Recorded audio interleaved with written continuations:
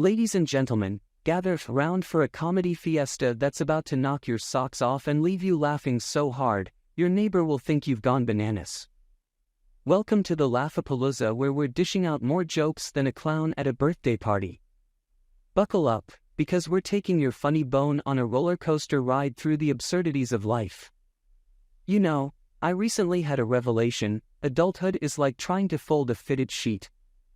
You think you've got it all figured out, but then it just ends up looking like a pile of crumpled dreams. I mean, they say we become wiser with age, but all I've learned is that my tolerance for people's nonsense is diminishing faster than my phone battery. Let's talk about technology, shall we? We've got smart devices that can turn on our lights and order our groceries, but can they find the remote control that's been missing for 3 days? Nope, they're just chilling with the socks that disappeared in the laundry. Speaking of technology, social media has turned us all into amateur photographers. We're out here capturing our food like we're on a culinary National Geographic assignment. Here's a snapshot of my artisanal kale salad in its natural habitat, the local cafe. Now, let's address the elephant in the room: diets. We're constantly bombarded with new diet trends that promise to transform us into supermodels. But you know what they say: a moment on the lips, a lifetime on the hips. And speaking of hips, if my hip could talk, it would probably scream, "Why are you trying to do Zumba at 7 a.m.? Let's move on to fashion. We're living in a world where ripped jeans are trendy, and I'm here wondering if I could get away with a torn t-shirt as haute couture. I mean, I could totally rock the grunge chic look, right?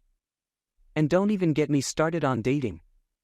Online dating apps are like a buffet of potential partners, but it's a bit like walking into a buffet and realizing you only like 2 items on the menu. Swipe right on the pizza and tacos, swipe left on everything else. You know, every time I see a "do not touch" sign, it's like my hands develop an uncontrollable urge to touch whatever's behind it. It's like a challenge from the universe. Oh, you think I won't touch that painting? Watch me, Mona Lisa.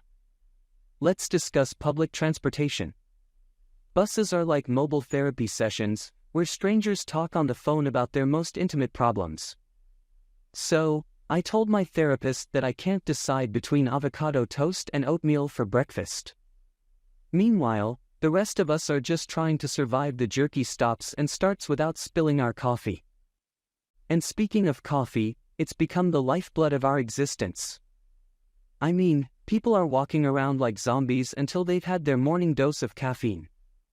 I once saw a coworker bump into a wall before realizing he hadn't had his coffee yet.